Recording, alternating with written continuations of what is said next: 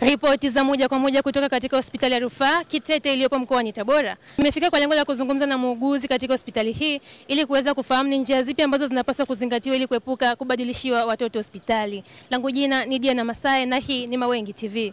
Kwa majina naitwa Gai Abuya, mimi ni mkunga, nafanya kazi hospitali ya rufaa ya mkoa wa Tabora Kitete, nafanya kwenye kitengo cha wodi ya kina mama. Tuwapongeze kwa kazi nzuri ambayo mnaifanya ya kuhudumia jamii. Tukianza sasa katika mchakato mzima wa kujifungua ukoje, kuanzia mama mjamzito kujifungua mpaka mtoto kumfikia?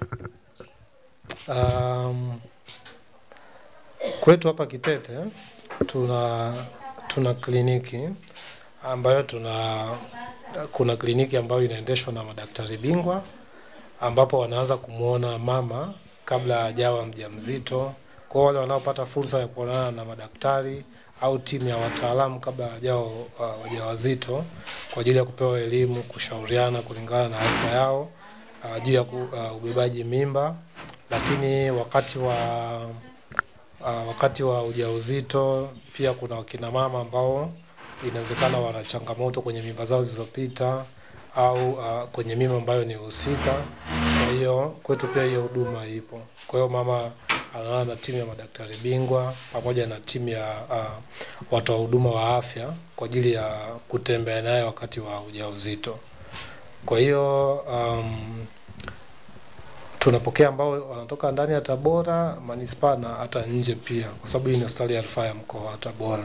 Kwa hiyo kuna kesi zingine ambazo zinakuwa labda ni ngumu, inatakiwa waonane na daktari bingwa au waonane na timu ya mkoa. Kwa hiyo tunakuwa tunawaona kina mama wa namna hiyo. Lakini kina mama wanaokuwa wana changamoto pia wakati wa ujauzito, kuna wengine tunawaona kama wagonjwa wa nje, wengine tunaona kama wagonjwa wa kulazwa pia. Kwa hiyo tunahudumia kina mama wa namna hiyo. Sasa kukuja kwenye swali lako, tunamzungumzia sana mama ambaye amekuja kujifungua kwetu hapa. Kwa hiyo kama ni anaweza kaja kama mama wa dharura au mama ambaye tulikuwa tumempanga, yani tulikuwa tumemuona kabla haji kama dharura. Kwa hiyo wote hawa tunahudumia. Nitaanza na huyu ambaye anakuja kama dharura. Kwa hiyo akija tutampima, kuangalia kama yupo kwenye uchungu tayari. Kama yupo kwenye uchungu tutaendelea kumfuatilia yeye pamoja na mtoto wakati wote ambao wanakuwa hapo kwenye uchungu. Kwa hiyo kuna vipimo ambavyo tunavipima, lakini tunaangalia pia alivyokuwa anafanya kliniki, alikuwa anaendaje. Kwa hiyo kuna wale ambao wanakuwa wako kawaida, lakini wale wanakuwa wana changamoto wa dharura pia. Inamaanisha wapo kwenye uchungu. Kwa hao wote tunakuwa tunawahudumia. Kwa hiyo kwetu hapa kuna hospitali zote kujifungua kupo kwa aina mbili. Kuna ambayo ni kawaida na yule ambaye anakuwa sio kawaida. Kwa hiyo akiwa ni kawaida inamaanisha atajifungua na tutaendelea kumfuatilia akiwa kwetu hapa. Atajifungua kwa njia ya kawaida. Lakini kama labda uzazi wake una changamoto, anahitaji kwenda kwenye upasuaji, ataenda kwenye upasuaji, au kama kunahitajika kufanyika njia nyingine pia za kumsaidia, pia tunamsaidia. Kwa hiyo anaweza kujifungua kwa njia ya kawaida au njia tunasema za operation, pamoja na njia zingine za kitaalamu ambazo tunakuwa tunazitumia. Kwa hiyo akishajifungua mama, sasa ambao wamezaa bila operation tunatakiwa tuwafuatilie kama hawana changamoto angalau masaa 24, mama pamoja na mtoto. Kwa hiyo mama atajifungua, tutamfuatilia ndani ya masaa 2 ya kwanza, tunakuwa tunamfuatilia kila robo saa. Tunakuwa tunampima, tunaangalia maendeleo yake ambavyo yanakuwa yanaenda. Kila tunapokuwa tunampima yeye tunamwangalia na mtoto masaa 2 ya kwanza. Baada ya hapo tunaenda kwenye masaa mengine anakuwa anafuata. Tunatoka nusu saa, tunaenda dakika 30, kila baada ya dakika 30 tutakuwa tunamwangalia. Baada ya hapo tunaenda masaa 4 mpaka atakapokuwa amekamilisha masaa 24 akiwa kwetu. Kwa hiyo kama ataonekana hana changamoto, mama pamoja na mtoto yeyote kati yao wote kaonekana hawana changamoto, inamaanisha tutawaruhusu. Na wakati tunawaruhusu pia tutakuwa tunampima na kumfanyia uchunguzi kama mama yuko vizuri kwa ajili ya kwenda nyumbani. huyu ni kwamba hana changamoto. Akiwa na changamoto, labda amefanyiwa operation yenyewe, tunaenda siku 3 kama hana changamoto na tumemfanyia uchunguzi, tunaona hamna changamoto yoyote, basi huyu tunamruhusu, alafu tunamwambia anarudi baada ya siku 7. Kwa hiyo kwenye uzazi kuna changamoto zingine, labda ana kifafa cha mimba au dalili za hatari za kifafa cha mimba, damu iko chini, huyu inabidi tukae naye kidogo kwa muda mrefu, tukiwa tunampatia matibabu na ufuatiliaji pia. Sawa, umeelezea mchakato mzima wa kujifungua.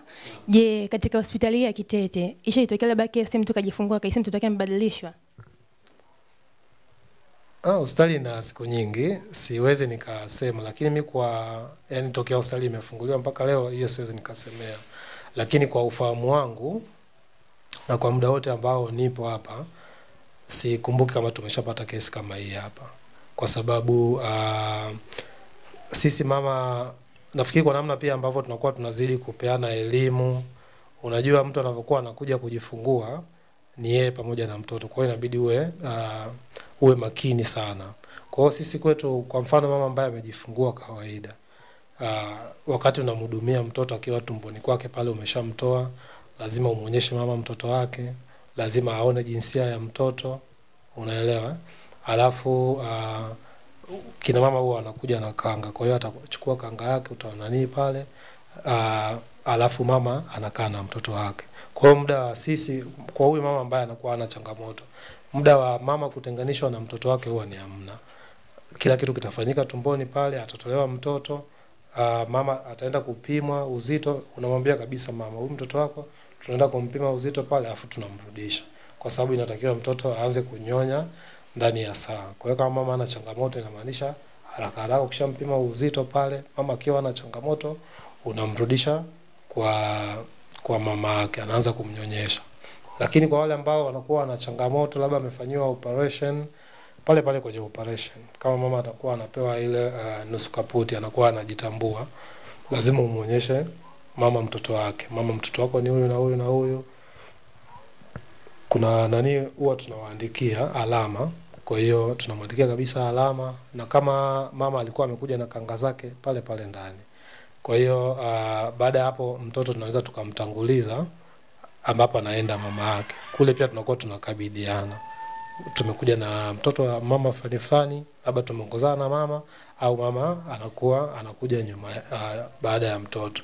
Kwa hiyo unakuta kuna alama kabisa, ameandikiwa mtoto wa fulani, amezaliwa muda fulani, mtoto wa jinsia gani, na uzito gani, hali yake ambavyo tumetoka naye. Kwa hiyo zile zote unazokuta tumeandika zinaendana na yule mtoto.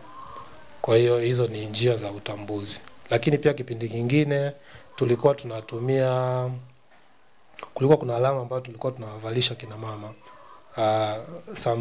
Ni siku chache kidogo zimepita, mama tulikuwa tunamvalisha mkononi alama ambayo inafanana na mtoto wake. Kwa hiyo ile unakuta haiwezi kutoka. Kwa hiyo ukiwa umemvalisha mtoto na mama, yani ukishavaa mkononi, labda uje uikate, ambayo mara nyingi anatakiwa kufanya hivyo mama. Kwa hiyo unakuta tunamvalisha mama na mtoto. Kwa hiyo unakuta kile ni alama ambayo inafanana kote. Nafikiri hiyo pia ni njia ambayo ni nzuri nyingine pia. Ni mbinu gani za kisasa ambazo zinafanyika endapo itatokea tukio kama hili limetokea katika hospitali? Tukio la kubadilishiwa mtoto. Kwetu sisi hicho kitu hakipo. Hata kwa hospitali zingine endapo litatokea tukio kama hili. Okay. Kwanza sasa hivi tuna advocates, tunashauri sana mama akiwa anakuja kujifungua kwenye sehemu za huduma awe na mtu ambaye ameambatana naye, kwa sababu ya kumsaidia. Kuna vitu vingine ambavyo labda inawezekana, labda muda mama anahitaji kitu fulani, mtu anayekuja kumsaidia anaweza kusaidia.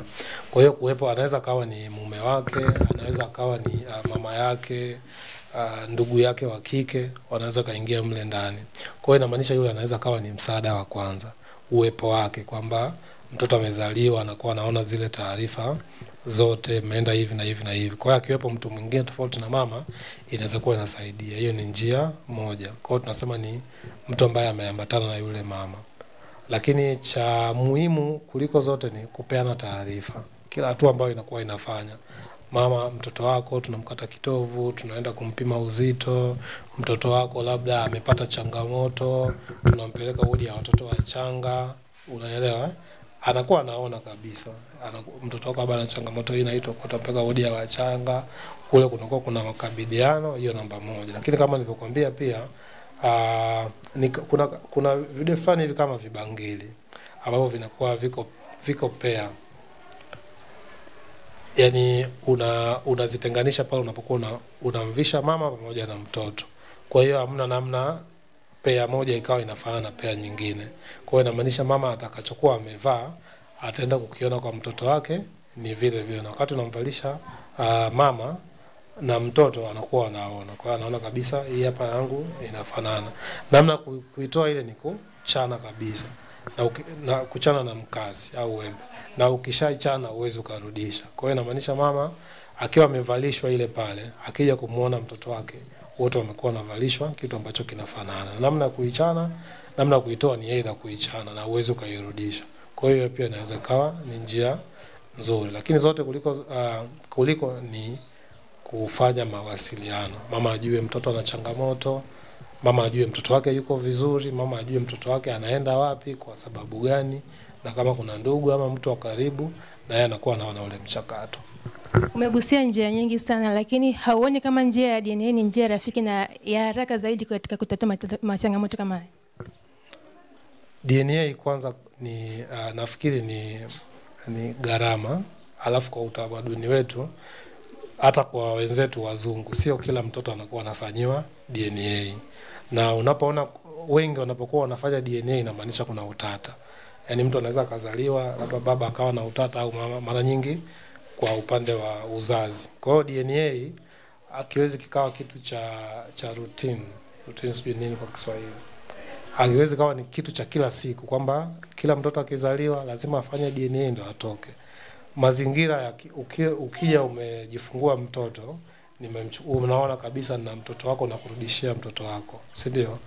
Sidhani kama kuna haja ya kama una wasiwasi, lazima wasiwasi wako utolewe. Na hata wananchi pia ambao tunawahudumia, yani ukiwa na wasiwasi inabidi useme kwamba una wasiwasi. Kwa hiyo kama kuna kitu utaona ambacho kinakuashiria wasiwasi utasema, ndo labda vitu kama hivyo. Lakini kwa mazingira ya kila kitu kinafanyika kwa upendo, kwa uwazi, unaona kila kitu, hamna namna unaweza ukasema kwamba iwe ni kitu ambacho ni cha kila siku. Kila mtoto akizaliwa lazima afanywe DNA. After all nafikiri hata sehemu zinazofanya DNA kwa nchi yetu ziko chache sana. Kwa hiyo inamaanisha kila mtoto mpaka majibu kurudi ingekuwa inachukua muda kidogo mpaka kuja kumruhusu mtu.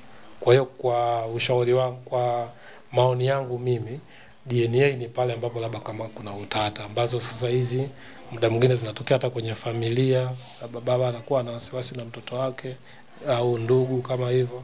Lakini kama kila kitu kimefanyika kwa uwazi, umeona hatua zote, sidhani kama wewe mwenyewe utakuwa unafikiria kuhusu DNA.